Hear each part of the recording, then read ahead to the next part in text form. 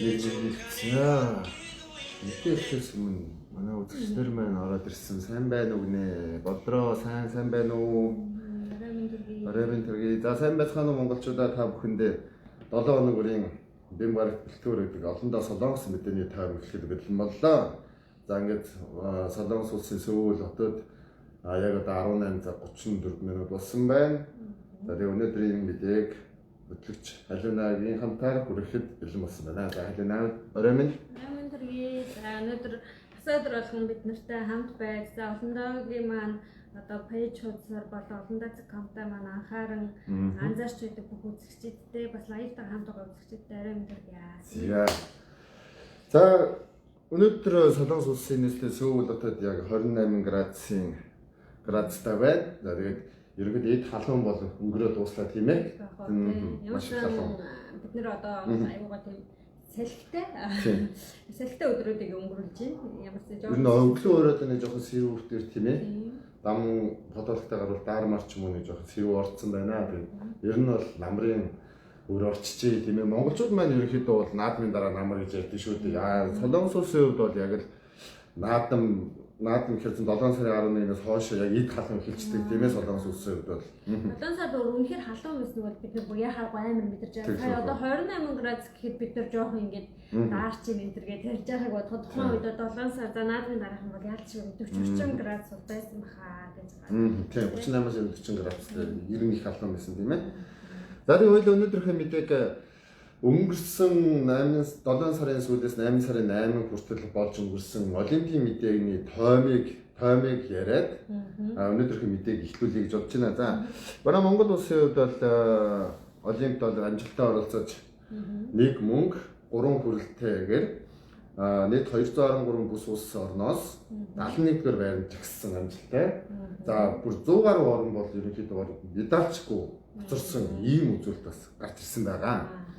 Тэгээ Монгол улсын маань одоо жуудагийн 3 тамирчин чөлөөтийн нэг тамирчид маань медалийн тавцсан дээр гарсан билээ. За тэгээ Олимпик ерөнхийдөө бол энэ жилийн Олимпик бол маш их онцлогуудаар өгдсөн тийм ээ. Алтан хоёр аврагтай болж 13 настангуудын Олимпийн аврагтай боллоо. Маш онцлог Олимп байлаа гэж ерөнхийдөө шинжилж дүгнэж байгаа. Нэг үзэгчгүй бас Олимп болсон байгаа. Тийм. За тэгээд ерөнхийдөө бүснүүдтэйгээр бол мэдээж Америк нэгдсэн улс бол нэгт жагсан байна. Нийт медалийн тоо 113, алтан медалийн тоо 39. За хоёрт бол мэдээж Хятад орсон 38 алтан медальтай, Америкээс нэг алтан медалаар баг. За нийт медалийн дүн бол 88 гэсэн байна. За гуравт бол зохион байгуулагч орн Япон улсын орн орсон нийт 58 медальтай, 27 алттай. Гэхдээ ер нь бол Олимпик эхлэхээс өмнө Япон улсад өөрсдөө их том амлалт гарч ирсэн шүү дээ. Ер нь бол 300 медаль шүрч ч юм уу тийм ээ. Нүт дээр зохион байгуулж байгаа гэдэг маш мэдээлэл хийж байсан боловч санаан зоргоор болсонгүй мэдээ дэлхийн хүчтэнгүүд чуулдаг Олимп дээр бол тэгэж том ам гарах бол бас хэцүү байлаа тийм ээ. Байг сонсондоо бол хүч чадсангүй. За тэгээд бүгд 8 дахь Солонгос улсын хувьд бол 16 дугаар байранд жигссэн байна. За нийт 6 алт 4 мөнгө 10 хүрэл гэсэн медальтай. За Монгол улс маань нийт медалийнхаа дүнгээр 71-р байранд гэж сая би та бүхэнд хэлсэн. Нэг мөнгө 3 хүрэл. За тэгээд байж байдлаа өнөөдөр бас нэг сайхан баярлалтай мэдээ онлайн дээр гарч ирлээ. Энэ бол юу вэ гэхээр манай хүндийн өргөлтийн тамирчин анх цэцэг өнөөдөр Эрхэд Монгол группээс Гранд Маршал гэдэг юунд хотхонд хаус 3 өөр орон сууцыг бэлгэлсэн. За мөн үүнээс гадна бас нэг юу зүйл бол юу вэ гэхээр дасгалжуулагчийг Хос баяр гэдэг дасгалжуулагчийг 5 саяар шагнаад Тэгээс хүндийн өргөлтийн юунд холбоонд 10 сая төгрөг бас урамшуул болгож өгөөд дээрээс нь анх цэцэг тамирчин маань ерөнхийдөө бол цаашид Эрхэд Монгол группээс тэд дэлхий болон олон улсын бүх тэмцээнд зардлыг нь Эрхэд Монгол групп даахаар болсон ийм сайхан баярт мэдээ бас өнөөдөр бас онлайнаар шуугиж байна. Тэгээ за цэцэг маань гарын удаа хэдийгээр медаль авч чадаагүй ч гэсэндээ Олимпик болчихсон. Тэгээ шагнал байранд орсон. Тэгээ одоо дараагийн Парисын Олимп бол ерөнхийдөө бол 4 жил биш 3 жилийн дараа болно. Бид бүхэн 2020 гэдэг Токио Олимпийг 2021 онд үзчихгүйгээр үзсэн тийм ээ. Тийм болохоор ерөнхийдөө дараагийн Олимп бол маш ойрхон байна. За ингээд Олимп ерөнхийдөө бол энэ хүрээд өндөрлсөн тийм ээ. За Японд ч юм бол ерөнхийдөө Олимп болсон ингээд тасралтгүй шуугиж шуугж байгаа Солонгос өнгөрсөн 7 хоногт болохоор хамгийн шуугиж байгаа юм болохоор юу гэхээр одоо 8 сарын 16-ны өдөр буюу нэгдүгээр өдөр болохоор нөгөө Солонгос Японы дадлаас чөлөөлөгдсөн. 8 сарын 15 тийм ээ. 15-ны өдөр. За тэгэн гутал юу яа? Нөгөө нэг тэрнтэй холбогдуулаад нөгөө нэг одоо өршөөлийн хууль гаргадаг. Тийм. Одоо юу байгаа шүү дээ. Уламжлалтай байгаа. За тэгээ энэ удаагийн өршөөлийн хуулиар болохоор Солонгос ус болохоор үстэй 810 хүн одоо шоронгоос буюу одоо улсаас ямарсан чөлөөлөд. За тэгээд чөлөөсний нэг нь болохоор нөгөө Samsung-ийн ерөнхийлөгч Ижэйн үйл залгамжлагч тийм ээ. байгаа тийм. За тэгээд Ижэйн үйл залгамжлагчийн маань болохоор нөгөө Пагины ерөнхийлөгч, эмэгтэй ерөнхийлөгч байх үед болохоор өөрөө анхлын эрхт оролцсон. За тэгээд нийтдээ болохоор одоо бүгд Солонгос улсын олон шатлалын шүүхүүд одоо хуралдаж олон удаагийн шүүх хурал болсны эцсээр болохоор эхлээд 5 жилийн ял гарсан байсан. За тэгээд яг өөрийнхөө биеэр болохоор 5 жилийн ялыг нь хөнгөлсөн. Тэгээ 30 сар болгоод яг 30 сарын ялтаагаар ингэ суужсан боловч яг одоо 8 сарын 13-ны байдлаар болохоор 2 жил 6 сарын буюу яг 30 сарынхаа ялыг өөрийнхөө биеэр идлээ. За тэгээд 8 сарын 13-ны өдөр болохоор ингэ Солонгос улс болохоор одоо эдийн засгийн болон олон шалтгаануудаас болоод одоо ижээн одоо захирлыгаа чөлөөлж байна гэсэн ийм мэдээ бүр тасралтгүй шүү гэсэн байгаа. Тэгээд ижээн ерөнхийлөгчийн хувьд болохоор 1968 онд төрсөн. 68 онд 6 сарын 23-нд төрсөн. За одоогоор болохоор 53 настай. За одоо дэлхийн одоо Солонгос улсыг төлөөлж явдаг маш том Samsung Chonja гэдэг компани маань одоо ерөнхийлөгч байгаа тийм ээ. Ерөнхийлөгч Пагинэтэй болохоор арилгалын хэрэгээс болоод нэлээд олон шатны одоо шүүх хуралдаанууд нэлээд олон хэцүү замууд ингэж туулсан боловч одоо Солонгос улс болохоор үндэсний эрх ашигынхаа төлөө за дээрэс нь одоо нөгөө нэг энэ зах зээл дээр тухайн Samsung Chonja-гийн зах зээл дээр одоо болж байгаа асуудлуудыг шийдвэрлэх шаардлагатай байгаа учраас одоо ижээн ерөнхийлөгчийг суллахаас өөр аргагүй боллоо гэсэн энэ тэглэв явуулсан байгаа тийм ээ. Энэ бол бас яг л саяны манай хэллэгийн хэлдгээр бол энэ бол мэдээж үндэсний эрх ашигтай заашгүй холбоотой. Энэ ижээн гэж яриад байгаа энэ өв залхамжлагч маань ерөнхийдөө Солонгостой номер 1 топ группийн өв залхамжлагч төлөвөө сая өнгөрсөн оны хугацаанд маш их асуудал дагуулж ямар ч эцэслэгдэн шийдвэрлэж ингээд явуулсан чөлөөлөлтөр боллоо тийм ээ. Тэрний одоо ижээнгийн ерөнхийлөгч аав бол одоо ингээд нас барсантай холбоотой за тэрнээс үргэлжлүүлээд хөрөнгөө хэрхэн хуваах уу гэд за хөрөнгөө бүх залхамжлаж авсан мөнгнөөс хэдэн хувийн татварт явах уу гэдэг дээрээс ахлуулаад нэлээд олон асуудлууд агуулж ирсэн. За тэгээд ямар ч 13-ны өдрөөс хойш суллагдаад ерөөсөө Солонгос их хэвлэх мэдээлэл ерөөсөө битүү ижээн ерөнхийлөгчийн талаар одоо ярилцлагууд одоо бүрийстэй газар авсан. За тэгээд түүний бараг шоронд байх хугацаанд 16 гэдэг дугаартай одоо шоронгийн дугаар нь тийм байсан гэж ярьсан. За тэгээд дээрэс нь тэр одоо ерөнхийлөгч маань болохоор одоо 7 сарын дотор 13 кг хассан.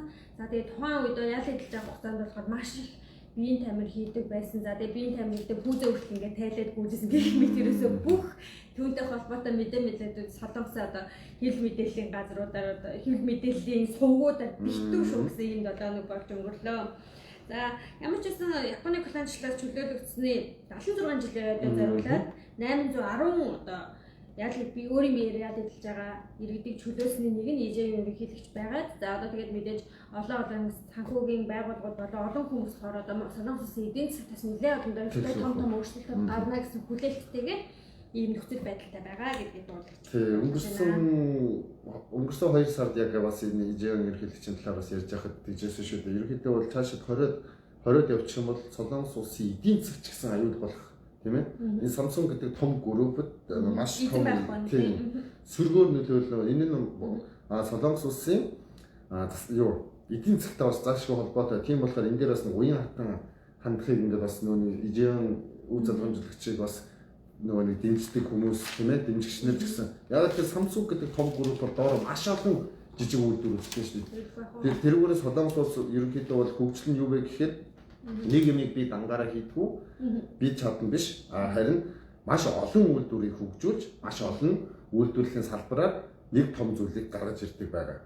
Тийм ээ. Дээрээс нь одоо нөгөө дэлхийн зах зээлийн бас хагас дамжуулагчийн одоо хомсдол үүссэнтэй холбогдуулаад яалтчгүй одоо Samsung-ийн нөлөө одоо маш өндөр байгаа учраас дэлхийн зах зээл дээр маш өндөр байгаа учраас одоо ижийн ерөнхийдөө одоо судалгаас өөр аргагүйсан гэсэн тайлбаруудыг болохоор ерөнхийдөө маш олон төрөлөөр тайлбарлаж за тэгээ ард иргэдийн ямар нэг бухимдал, буруу ойлголт жигсаал цуглаан ийм зүйл өрнүүлэхгүйгээр нэг талд нь шийдвэрлэж чадсан байгаа. За тэгээ энийг хажих тагээс мундаг гэж бодож илаа. Үнээр бас эх орныхоо одоо их ашигын төлөө хүмүүс бас коронагийн үед тэ цуглаж жигсаал мэгсаал хийхгүйгээр ингээд ямар ч асуудал маш сайн нэмэгч цэцтэйгээ шийдвэрлэж чадсан байгаа тийм ээ. Тий, яг ингээд түүх сөхөд ярихад яг өнгөрсөн жил бас 8 сарын 14-нд болж исэн нэг сонирхолтой зүйл бол коронагийн 2 дугаар давлага гарсан байдیں۔ Солонгос улсад тийм ээ.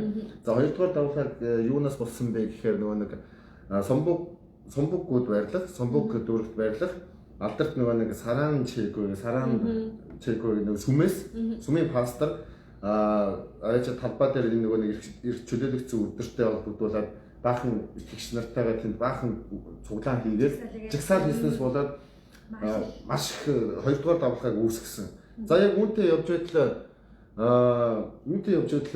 бас нэг мэдээлэл гарсан тийм ээ. Өнөөдөр яг тэр ой дээрээ Солонгос улс бас одоо ковидын цав тахлаа бас рекорд нэвтсэн тохиолдлууд яг өнгөрсөн 7 хоногт гарсан байгаа тийм ээ. Маш их өндөр 2000 давсан тохиолдол бол ерөнхийдөө Солонгос 2223 гэдэг тохиолдол гарсан. Энэ бүхэн ерөнхийдөө бас нэг жилийнхээ ой дээр бас ингэ давцтай тийм ээ. Давцтай явж байгаа. Дананда сая үгүй 1900 2000 за тэгээд маш их нөгөө нэг коронагийн одоо мэдээлэлүүд дээр би л анхаарал одоо бүр амар стресстэй байгаа шүү дээ. Короны ямар нэг зар явах ч юм уу байн утсан ингээ нөгөө алаараа мэрээд ингээ стресс хэмжээний өнгөрсөн 7 хоногт бол яалтчгүй амар их гарсан тохиолдол маш мессеж ирсэн. Ерөнхийдөө энтэнд очиж хоол идсэн бол коронагийн тест өгөөрэй инээ тэрэг гэсэн яриануд бол тасалдаггүй гарсан юм л. За тэгээд та бүхэн анхаас үзэж байгаа хүмүүс маань байх юм бол олондоо.com сайт маань бүгд найрамд Солонгос улсдах монголчуудын мэдээллийн нэгдсэн сайт та бүхэн 7 хоног бүрийн бим гарагт 18 цаг 30 минутаас Солонгос мэдээний тав өнгөрсөн 7 хоногт болж буй улс төр нийгмийн эдийн засгийн бүхэл үйл явдлыг багтаасан тойм мэдээллүүдийг хүргэдэг байгаа лээ. Тэгээд бид бүхэн бас тойм мэдээлэл үргээд жил гарангийн хугацаа үдсэн байна. Тэгээд үргэлж бидэнтэй хамт байдаг үзэгч та бүхэндээ бас маш их баярлалаа. За тэгээд дараагийн мэдээнд оръё. Дөнгөж сая Samsung-ийн өв залхамжлагч судалглаа гэсэнтэй холбогдуулаад өнгөрсөн 7 хоног Samsung Electronics бас нэгэн мэдээлэл гаргасан. Шинэ утсаар танилцуулахынхаа хажуугаар нэгэн бас нэг сонирхолтой мэдээлэл нь юу вэ гэхээр Samsung Electronics компани 2025 он гэхэд бүх гар утасны бүтээгдэхүүнээ дахин боловсруулсан материал ашиглана. За энэ л бас үзэгчтэй бас танилцуулъя. Тэгсэн чинь хамгийн хөгжилтэй нь зарим нэг хүмүүс энэ манай энэ Солонгос мэдээний доор тийм ээ. Одоо тэгээд дахин боловсруулсан гэхээр яах юм баг логоор хийсэн утас барих гэдэг юм уу яах гэж байгаа юм энэ хөгжилтэй янз бүрийн юунаас бас комментэд оруулсан байсан тийм ээ. Тэгээд тэр нь царай юу юм бэ? Ерөнхийдөө Samsung Group энэ групп ерөнхийдөө яг энэ өв залхамжлагчаа сууж явах үед бас нийгэмд бас маш их нийгмийн хариуцлагыг хүлээж маш их үйл ажиллагаанууд явуулсан. Түүний нэг нь бол мэдээж хуванцрыг хэрэглэнээс багасгах гэдэг. Үүнтэй холбогдуулаад яг 2025 он гэхэд ерөнхийдөө дахин боловсруулах материал ашиглаж эхэлнэ гэсэн мэдээлэл явуулсныг зарим хүмүүс маань бараг хуванцраа дахин боловсруулаад ашиглах гэдэг жоох буруу ойлгосон тийм. Энд бол хуванцрыг ашиглахгүйгээр дахин боловсруулах тийм бүтээгдэхүүнийг ашиглана гэсэн мэдээлэл байгаа. Тийм. За тэгээд энэхүү мэдээлэл маань юу вэ гэхээр 2025 он гэхэд бүх гар утасны бүтээгдэхүүндээ дахин боловсруулсан материал ашиглана гэдгээр 12-ны өдөр мэдгдсэн байгаа. За тэгээд 12-ны өдөр мэдэгдээд үүнтэй холбогдуулаад сая та бүхэнд 3 шинэ утас танилцуулсан гэсэн. Энэ нь ямар 3 утас вэ гэхээр 5G буюу LTE-г хасаад 5G гэдэг тийм ээ маш хурдан интернеттэй сүлжээг ерөнхийдөө бүх одоо телефонууд тийм ээ LG ч бай, KT ч бүхэн өөрийн телефонууд ерөнхийдөө 5G ерөнхийдөө бол ашиглаж эхэлж байгаа. За үүнтэй зэрэгцүүлээд Samsung компани маань Galaxy Z Fold 3-ыг танилцуулсан. За мөн дээрээс нь Galaxy Z Филипп 3 гэдэг утсыг танилцуулсан. За энэ хүү утаснууд маань бас өмнөх өнгөрсөн онд анх гарч ирсэн загваруудаа бодох юм бол $200 хямдаар гарч байгаа гэж байгаа байхгүй юу? Тэнгүүд өнгөрсөн онд энэ утас маань Fold 3 Z Fold 3 гэдэг нэг нугастай утас нь $1799-аар одоо худалдаанд гарч ирэх гэж байгаа. $1800 гэсэн. Тэгэхээр чинь өнгөрсөн жил бараг $2000-аар анх удаа гарч ирсэн бол анх гэж байна. Тэгэхээр одоо энэ утас маань ерөнхийдөө бол $200 хямд гарна гэсэн мэдээллийг бас албан ёсоор өгөөд. За тэгээд энэ хүү утаснуудын маань албан ёсоор худалдаалагдах нь бол 8 дугаар сарын 27-оноос эхлээд худалдаанд гарч ирэх юм байна. Тийм. Ерөнхийдөө болохоор Samsung Group бол одоо мэдээж ерөнхийлөгч том ерөнхийлөгч судалсан. За тэгээд дээрээс нь судлагдахтаа болохоор Солонгос улс бол баг улс үндэстнээр одоо маш их ихтгэл хүлээлгэнтэй энэ групп бол одоо яалтчгүй одоо дэлхийн зах зээл дээр Монгол Солонгос улсыг төлөөлж явдаг гэдэг утгаар нь маш их ихтгэл хүлээлгэж байгаа. Samsung бол нийгмийн хариуцлагын хүрээ болон за эдийн засгийн төлөөлөх нөлөөнийхөө хувьд за дээрээс нь татврынхаа олон юм дээр бол маш өндөр татвар өгдөө шүү дээ Samsung Group бол тийм ээ. Нэлээд хичээж ажиллах хаа гэж. Одоо сая өмнөх мэдэн дээр ярьсан тийм ээ. Одоо энэ гарахтаа мэдээж бас мөнгөнд торгуул өгч байгаа. Тэр мөнгөнд торгуулыг өмнө нь яг торгуул нь гарцсан байсан шиг бид хүн солонгос мэдээний том уншиж ирсэн ярьж ирсэн тийм ээ. 18 тэрбум билүү. Маш өндөр хэмжээний торгуул өгсөн. За энэ торгуултайгаа зэрэгцээд ерөнхийдөө бол нийгмийн хариуцлагыг хүлээж Samsung Group-ийн Samsung Electronics-ийн ерөнхий өв залхамжлагч маань ерөнхийдөө чөлөөлөгдөд одоо ерөнхийдөө 20 дахь яллаас чөлөөлөгдөд одоо цаашид гарч ирээд бол мэдээж нийгмийн хариуцлагыг хүлээж маш том ажлуудыг бол мэдээж гартаж хийхээр болж байна тийм ээ. За тэгээд дараагийн мэдээлэлд орцгоё. Дараагийн мэдээлэл маань Солонгос улс Хавай руу нислэг зэрэг талаар мэдээлэл байсан тийм ээ.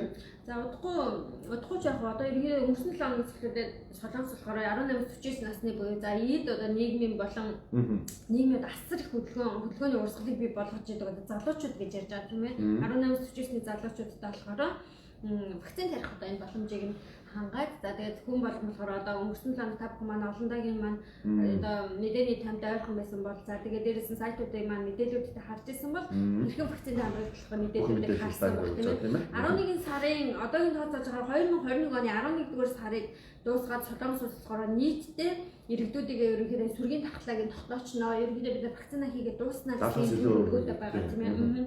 Энэтэй холбогдуулаад болохоор Korean Air компани маань болохоор одоо Incheon-аас Hawaii буюу одоо Америкийн одоо аялал жуулчлалын төв болж байгаа. Хавай руу одоо нислэгээ үүдэж эхэлнэ гэсэн мэдээллийг өнгөрсөн сард зарласан байгаа. За үүн нь энэ ч гэсэндээ одоо 11 сараас одоо Солонгос улс бол ямар ч байсан сүргийн дархлаагаа тогтоогоод нийтийн вакцинжуулалтад дуусгана гэсэн олон итгэл найдварыг ер нь хүмүүс өгч чадж байгаа юм болж байгаа. Ерөнхийдөө болохоор Incheon-аас Хавайгийн энэ нислэг хийгдээд эхэлэх юм бол бас нөгөө аялал жуулчлалын салбар чинь ковидын үед болохоор асар их одоо аялал жуулчлал за тэгээ агаарын тээвэр энэ салбарууч мал нэлээх одоо хохирол амсчаад байгаа тийм ээ. Өөрсдөө одоо хохирлыг нөхөн сэргээж одоо үйл ажиллагаа хэвийн болгох ихний алхам болно гэсэн мэдээлэл манай Technocomi маань Солонгос мэдээний болонд орсон байгаа. За Jeju Air болон зарим нэг Солонгосын Asian Airlines энэ компаниуд болохоор бас Америкийн бас нэг аялал жуулчлалын хэсэг болохоор сайлан аргал руу болохоор ерөнхийдөө нислэгээ үүлдээд эхэлсэн. За тэгээ энэ мэтчлэнгээр одоо нислэгийн төлөвлөгөөнүүдийг бүгдийг нь гаргаж хэлснээр дамжуулаад болохоор Солонгос улс болохоор ер нь агаарын замаар чөлөөлөх гэж одоо олон орнуудтай хилцээрээ хийж эхэлнэ гэсэн одоо төлөвлөгөө товоод ерөнхийдөө баг багаар гараа явж байгаа. За тэгээ ерөнхийдөө энэ төлөвлөгөө товоо яагаад хийж чадахгүйсэн бэ гэвэл нөгөө вакцинтай холбоотой юм ээ. Эзэн ерөнхийлөгчийг гэсэндээ гарч ирэнгүүт нөгөө санхүүгийн хувьд жоохон нөгөө нэг вакцин дээр асуудалтай байсан юм дээр гэсэндээ нэлээд их найдлага тавьж байгаа тийм. Тэгээд хэрэг вакцинжуулалт яг амжилттай болгоод за яг одоо нөгөө мөнгөний урсгалуудыг эргүүлж идэг 18-49 насны залуучууд одоо бүгд санхүү одоо вакцинд хамрагдчихсан бол Солонгос улс бол агаарын зам болон за тэгээд дээрээс нь аялал жуулчлалын салбар болон одоо өнгөрсөн 2 жилийн туршид Солонгос эдийн засгад цохон байдалтай бас олон зүйлсүүдийг шийдвэрлэнэ гэсэн юм байна. Тэгэхээр яг энэ ч гэсэн мэдээж яг сая халуунагийн маань хэлдгээр мэдээж вакцинтай холбоотой тийм ээ. За тэгээд дээрээс нь бас өнгөрсөн 7 оны мэдээгээр та бүхэнд бас хэлжсэн вакцин Бүднээс Солонгос улсад байгаа гадаад иргэсэн вакцинд бүртгүүлж эхэлсэн байгаа. Тэгээд та бүхэн олон.com сайтын пэйж хуудас болон сайттайгаа хамт байсан бол ерөнхийдөө вакцинд яаж хамрах талаар дэлгэрэнгүй мэдээлэл ерөнхийдөө өдөр болго оруулж байгаа. Зарим хүмүүс энэ мэдээг яагаад дахиад оруулаад байгаа юм бэ ч гэдэг юм уу тиймэрхүү гээд асуулж байсан ч гэсэн асууж байсан боловч бид бүхэн ерөнхийдөө уншаагүй хүмүүс дахин хүргэхийг тэр бүртгэл яаж бүртгэх вэ гэдэг сайтыг ерөнхийдөө байн өдөр болго ерөнхийдөө оруулж байгаа. Тэгээд вакцины бүртгэл дуустал ямар ч энэхүү мэдээлэл ер нь өдөр болго оруулна. Тэгээд олон.com-тай үргэлж хамт байдаг үзэгч та бүхэндээ маш их баярлалаа. За тэгээд дөнгөж сая нислэгийн хуваарын талаар ярьсан чинь хоёлаа бас дөнгөж өнгөрсөн 7 хоногт бас батлагдсан Монгол улсын маань тусгай үүргийн нислэгийн хуваарийг бас үзэгч нартай бас танилцуулъя гэж бодож байна. Гоё санагцсан тусгай үүргийн нислэг 2 хуудас удаа хуваагдсан. За ямар ч хэлсэн тусгай үүргийн нислэг бол нэлээд их бас өмнө нь бид нар ингээд 6хан шишгийг одоо хүснэгт ч юм уу те. За 4 шишгийг хүснэгт. За тэгээ бүр хүснэгдэхгүй сар байсан шүү дээ. Энэ бүр тусгай үүргийн нислэг онгоцгүй сар гэж байлаа. За одоо ямар ч хэлсэн 9 дугаар сарыг хараад болохоор зөв хувь хүнийхээ хувьд аюул тэмцэл хандлуун байсан юм. Хичнээн хүснэгтэй байгаа юм байна гэдгийг харж илээ. Хаашаа нисэх нүгэд. За нийт 9 дугаар сарын олон улсын нислэгийн хуваар. За энэ халуунагийн минь хэлдгээр Адины хөтлөгчийн маань хэлдгээр нийт 2 хуудас байна. За нийт 29 тусгай үүргийн нислэг байна. Одоо ер нь энийг тусгай үүргийн нислэг гэхгүй байхаа. Тийм ерөнхийдөө 6 сараас манай Монгол улс угаасаа хилээ нийцсэн чинь энийг тусгай үүргийн нислэг гэхгүйгээр яг л нислэгийн хуваар гэж ярих нь зүгээр болов. Гэхдээ мэдээж энэ нислэгийн хуваараар эх орондоо очив гэдэг байна мэдээж вакцины хийлгсэн хийлгээгүйсээ шалтгаалаад тусгаарлагдахгүй гэдэг нь бас энэ дээр ерөөхдөө давхар хасгаж оруулсан байгаа. Энэхүү мэдээлэл манай олон.com сайтын пэйж хуудсан дээр болон сайтн дээр бас Солонгос мэдээний тань болон бусад мэдээллүүд дээр ерөөхдөө бол оруулсан байгаа шүү. За тэгээ ерөөхдөө товчхон бас танилцуулчих тийм ээ 9 дугаар сар. За 9 дугаар сарын гараад 9 сарын 1-нд бол хамгийн ихний нислэг бол Улаанбаатар сүүлийн нислэг байна. Тэгээд Мяд үндэсний тээвэрлэгч Мяд компани маань эхлэх юм байна. За тэгээд 9 сарын 3-аас Улаанбаатар сүүл байна. За 9 сарын 4-нд Франкфурт Улаанбаатар байна. 9 сарын 6-нд Улаанбаатар Токио, 9 сарын 7-нд Улаанбаатар сүүл байна. 9 сарын 9-нд Сөүл Улаанбаатар. За ингээд харж байсан чи ерөнхийдөө бол сүүл рүү бол маш их олон нислэг байгаа. Яг тухтай энэ юуг нь тоолж чадаагүй наа. Гэхдээ ингээд харахад бол угаасаа бүгдээр нь Солонгос улсад бол Монгол улсын баг өмнө ч гэсэн бид үхээр чинь баг нэг аймгийг шахуу иргэн байдаг. Монгол улсын иргэд бол одоо ерөнхийдөө өмнө нь ковидос өмнө 50,000 гэж ярьжсэн бол одоо бол ерөнхийдөө бол 40,000 гаруй байгаа болов тийм ээ. Ер нь бол энэ тусгай яг түрүүн ярьжсэнчлэн тусгай үүргийн нислэгээр бол ерөнхийдөө бол 7-8 мянган иргэ явсан болов гэж бодож байгаа. Тэр ерөнхийдөө бол орж ирсэн хүний цөөхөн болохоор ерөнхийдөө 40 гаруй мянган монголчууд байгаа. Эцэс бол мэдээж яаралтай явах хүмүүс маань байдаг. За тэгээд түүнтэй холбогдуулаад бол Сөүл Улаанбаатарын нислэг бол маш их тавигдсан байна. Тэгээд ерөнхийдөө бол за тэгээд энэхүү нислэгтэй 9 дугаар сарын нислэг гарч ирээд за дараачаас нь за тэгээд ерөнхийдөө хавсралт болгоод та бүхэнд нэг уншил танилцуулахад юу вэ гэхээр тусгаарлалт ажиглах байр шаардлагагүй буюу вакцины бүрэн тунд хамрагдсан 14 хонсон ковид-19 халдвараас өвчлөөд идэгсэн зорчигч тээвэрлэн ирэх тохиолдолд агаарын тээвэрлэгчид нэмэлт нислэгийн зөвшөөрөл олгох боломжтой гэсэн байна. За дээрээс нь тусгаарлалтын ажиглах байрны хуваарлалтаас илүү тооны зорчигч тээвэрлэн ирсэн тохиолдолд үүсэн гарах зардал холбогдуулан арга хэмжээг тухайн тээвэрлэгч хариуцна гэсэн. За тэгээд ер нь бол манай үндэсний тээвэрлэгч Мяд маань гэсэн ерөнхийдөө бол зарим нислэг дээрээ энэ чэнэс бас вакцины ачиж явдаг байгаа тийм ээ. Тийм болохоор тэр үе дээр бас зорчигч зөөхөн өгч юм тиймэрхүү асуудал байсан. Тэгээд өнгөрсөн 6 сард ерөнхийдөө Мяд маш их ачаалттай ажиллаад Мяд уцаа авахгүй гэдэг маш их гомдлууд ерөнхийдөө иржсэн. За 9 сарын үед ерөнхийдөө нэг тийм юм ажиглахгүй байна тийм. Одоо ерөнхийдөө харцангуй айгүй тийм гайгүй болоод за тэгээд дээрэс нэлийн одоо заавал нөгөө мөнгө төгрөг өгчиж одоо наан цан олж иж ингэж плетийн дээр бичүүлдэг байсан үе жоох ингээ өнгөрч тайвширч эхэлдэг шүү тийм ээ.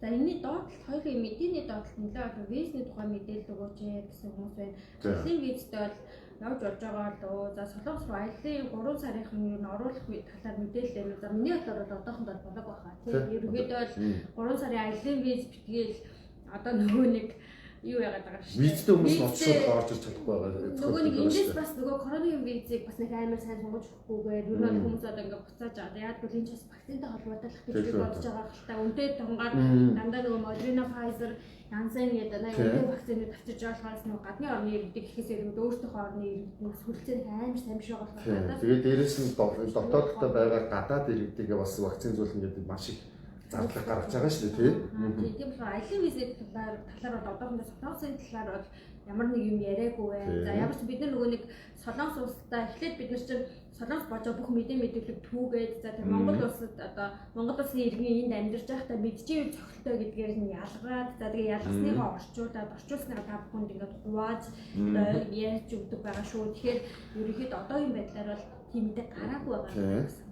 Ерөнхийдөө бол тиймэрхүү мэдээ гарч ирэх юм бол мэдээж хамгийн түрүүс та бүхэнд хүргэнэ. Тэгээд та бүхэн ч гэсэн олондоо пэйж хуудастайгаа бас лайктаар нэгдээд манай пэйж хуудасаас дагаарай. Тэгээд гэх юм бол ерөнхийдөө солонгос болж байгаа үйл явдлын мэдээллийг цаг алдахгүйгээр бид бүхэн хүргэдэг билээ. За тэгээд дөнгөж сая яриад дууссан чинь нөгөө нэг саяны халууны хөтлөгч хэлэхээр ерөнхийдөө бол дотоодынхоо хүмүүсийг вакцинжуулахаас гадна энэ дотооддоо байгаа гадаад иргэдийг вакцинжуулна. За дээрэс нь ер нь бол сураг сонсохны 11 сар хүртэл гэхэд мэдээж сүргийн юуг дархлаад ерөнхийдөө 70% тогтооно гэж байгаа. За тэгэх юм бол 11 сараас эхлээд ерөнхийдөө Солонгос улсад вакцины паспорт гэдэг юм ерөнхийдөө бүх үйлчлэгийн газруудаас үйлчилж эхлэх тийм бас шуум яваад байна. Тэр чинь инжин шиг яг тэрнтэй адилхан. Би нэгдүгээр вакцин, нэгдүгээр тун вакцина хийлгэсэн, би хоёрдугаар тун вакцина хийлгэсэн чинь яг тийм үйлдэл паспорт гаргацсан. Тийм юу вэ? Японд чимээсоо гэсэн одоо вакцин хамрагдсныг нь гэрчлээ гэх юм уу иймэрхүү жижиг юм цэнтэр өнгөтэй юм тэрийг бас бид нар пайгап хийгээд авч яваад тэгээд ерөөдөө одоо бид нар болохоор энэ ножтой QR код уншуулж байгаа шүү дээ. QR код шиг ерөөдөө ингээд би вакцин хамрагдсан ингээд одоо бид нар ер нь паспортнаас гадна ч гэсэндээ ер нь ингээд гадуур дотор явахдаа нэг хоёр шиг юм заавал авч явах хэрэгтэй. Тийм ерөөдөө бол тэр бол мэдээж ковидын вакцины паспорт гэж яриад байна шүү. Бараг паспорт гэж яриад байна шүү дээ. Ерөнхийдөө бол тийм ээ. Миний дээр энэ ч одоо хаашаа шуцсан бараг хэрэглэх ёстой.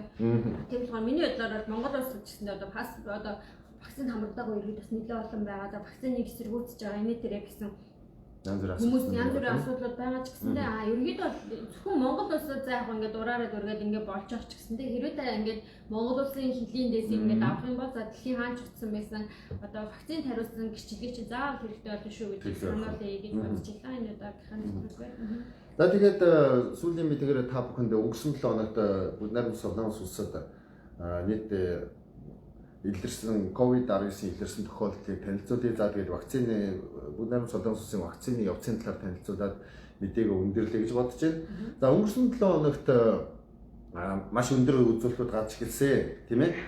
За ерөнхийдөө бол 8 сарын 10-нд бол ерөнхийдөө бол Буднаар Солонгос улс шинэ рекорд гэдэг шинэ рекордод тогтоосон өвчлөлийн хөө тийм ээ. Хамгийн дээд зэгтээ энэ бол 2223 гэсэн тохиолдол илэрсэн. За тэгээд 8 сарын 11, 12, 13 дандаа 1900 гэдэг тохиолдол илэрсэн. За тэгээд яг өнөөдрийн байдлаар нийт өвчлөл авсан 222,111 гэсэн.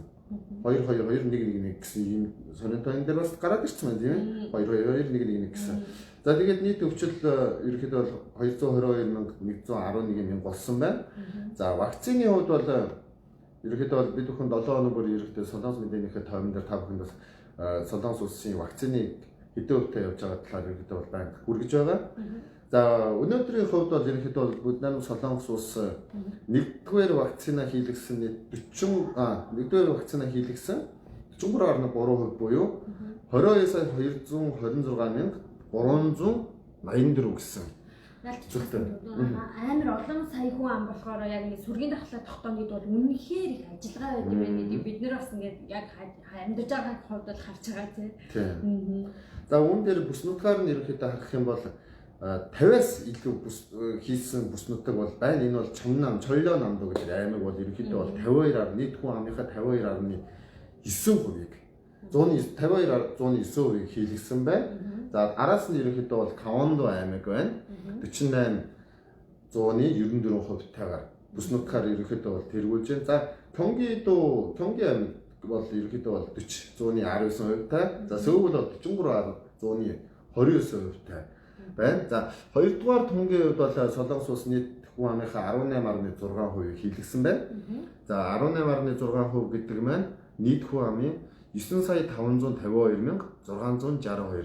За тэгээд нэг өдөрт хийлгсэн тохиолдол нь ерөнхийдөө 241,514 гэсэн тохиолдол. Маш их хурдтай хийж эхэлж байна тийм ээ бас. Өмнө нь бол бүр ингээд хитгэн мянгатай нэг 1016 бас вакцины хомсдолтой холбоотой байсан тийм ээ. Одоо л ерөнхийдөө вакцины нэлээд жигдрээд эхэлжтэй. За тэгээд угаасаа нөгөө аягуулсан систем бий болгосон байгаа болохоор хэрвээ яг хангалттай вакцины байх юм бол ер нь Солонгос улсад вакцины сүрийн таглаад тогтоож одоо нийтийг вакцинжуулах нэг тийм проблем үүсэх байхаа. Тийм. Вакцины хувьд бол ерөнхийдөө бол Солонгос улс гадаад иргэн одоо ахад нөгөө вакцины бүртгэлийн талаар бас үзэгчтэй бас ахад танилцуулъя тийм ээ. Ерөнхийдөө бол энэ хизээч илүүдэхгүй. Яг тэгэхээр бүгд найрамд Солонгос улсад байгаа Монгол иргэд маань яаралтай урдан вакцинда бүртгүүлээд нэгдүгээр тунгийнхаа тийм ээ нэгдүгээр тун вакциныхаа мэдээллийг аваад нэгдүгээр тунгаа хийлгчихэнгүүт угаасаа хоёрдугаар тун хизээ гэдэг нь хариу гараад ирэн тийм ээ. За тийм болохоор та бүхэн ерөнхийдөө бол манай вебсайт дээр байгаа мөн пэйж утсан дээр байгаа линк байгаа шүү дээ тийм ээ. Бас доор нь мэдээнийхээ доороос линкийг оруулчих. Тэрхүү линк рүү ороод өөрийнхөө төрсөн он сарыг хараад өөрийнхөө өдрийг харах хэрэгтэй тийм ээ. Төрсөн оны сүүлийнхээ өдрийг. Хэрвээ та 5 юм уу 15, 25 гэдэг ингээд төрсөн байх юм бол одоо маргааш буюу 8 сарын 15-ны өдөр өглөө босоод одоо бүртгүүлэх сайт руу ороод за тэгээд сайтн дээр одоо өөрийнхөө хувийн мэдээллүүдийг оруулаад хамгийн ойролцоо байгаа одоо боломжтой эмнэлгийг сонгоод за тэгээд маргааш шүү. За. Тэгээд тэгэн гутал тэрэнд чинь тань мессеж буцаач мессеж ирэн за тэгээд мессеж игээд та тэрнийхээ дагуу юу ам гэсэн үг аа бүртгүүлэх хэрэгтэй. Хамгийн ойрхон эмнэлгийг сонгож болно шүү дээ тийм ээ. За тэгээд бичиг баримтгүй иргэд бол маш амар тийм ээ. Тэг бүр амар. Тэг бараг бичиг баримттайгаас амар. Одоо ч нөгөө маш ачааллаад ингээд бас зарим хүмүүс бүртгүүлж чадахгүй байгаа байхгүй юу? Яг тухайн цаг нь ингээд хэлэнгүүт нөгөө топикийн шалгалт шиг нөгөө нэг юу өөрөө бүр амар ачааллаад тэгээд бүртгүүлж чадахгүй байх тохиолдол байгаа. Хэрвээ тийм байх юм бол тань руу нэг утас руу ч мессеж ирж байгаа. Та ингээд бүртгүүл хийх ёстой насан дээрээ одоо насчин болцсон өдөржин болцсон байгаа мөртлөө та бүртгүүлээгүй ингээд тань руу мессеж ирнэ. Тэр мессежийн дагуу та уцаар яриад юм уу мессеж бичээд юм уу хувийн мэдээлэл явуулаад ингээд бүртгүүлэх боломжтой. Бас нэг юм нь болохоор хэрвээ та Солонгос улсад оршин суух визгүй бүртлөө одоо Солонгос улсад амьдардаг хүн байх юм бол тэр одоо заавал хууль бусаар оршин сууж байгаа энэ тэрийг хамаа байхгүйгээр заавал вакциндаа хамраадах хэрэгтэй байгаа. Тэрийг болохоор хамгийн анхлаа Солонгос улс болохоор бүр эрүүл мэндийн яам корона гараад эхлэх үед бүр шийдчихсэн асуудал хууль бусаар оршин сууж байгаа иргэдч би оршин сууж эрэгтэй иргэдч байсан гэсэн бүх гадаад иргэдэд хамруулна гэсэн шийдвэр гаргачихсан байгаа учраас хэрвээ та виз байхгүй ч гэсэн Солонгос улсад амьдардаг байх юм бол харьяад болохоо эрүүл мэндийн газар гэж хэлдэг, прогонсуу гэж хэлдэг. Прогонсуудаар очиод гадаад паспортоо барьж очиод бас байрныхаа гэрээтэй хаягаа барьж очиод би энэ дүүргийн энд ингээд амьдардгаа гэд хэлмээр бүртгүүлээд утасны дугаар овог нэрээ бичээд тань руу бас адилхан мессеж ирээд ойролцоох ингээд эмнэлгүүд дээр очин янсан гэдэг вакцины тавьсан гэсэн байна. За тэгээ бүгд найрамд Солонгос улстай монголчууд маань нэг өдрийг заавал зарцуулаад яг тэр төрсөн өдрийнхээ сүүлийн дугаарыг харж агаад хэдний өдөр очих нь. За яг бүртгэлийн цагийг харахад бол өмнөх өдрийн 20 цагаас дараагийн өдрийн 18 цаг хүртэл байсан тийм ээ. Тийм болохоор нэг өдрийг заавал зарцуулаад вакцинда заавал бүртгэлээ хийлгүүлээрээ. За тийм бүртгэлээ нэг л өдөр нэг л цаг гаргачих юм бол бүртгэлээ хийлгэсэн тохиолдолд угаасаа танд дараагийн вакцины хийлгэх өдрийг араас нь ерөөсөө нэгдүгээр тунгаа хийлгэчихнэ. Нэгдүгээр тунгаа хийлгчээд хэд хоногийн дараа 2-7 хоногоос ер нь вакцин болох өөр байгаа шүү дээ. Зарим нь 2-7 хоног, зарим нь 3-7 хоног, зарим нь 4-7 хоног ч юм уу. Тийм болохоор дараагийн угаасаа 2-р вакцина та тэдний өдөр ирж хийлгүүлээ гэдэг мессеж угаасаа өгч чинь тийм ээ. Тийм болохоор нэг өдрийг заавал гаргаж ер нь бол вакцинда бүртгүүлээрэй гэж нэг монголчуудаас уриалъя. Хэлбэл яг та бүхэн бас өөрөөсийнхөө боломжтойгоо за тэгээ эргэн тойронд чинь хил ус мэдгүй хүн байх юм бол туслаж өгөөд тийм ээ. Тэгээд бүгдээрээ хамтдаа одоо вакциндаа сайн хамгаалаарэ гэж хүсэж байна.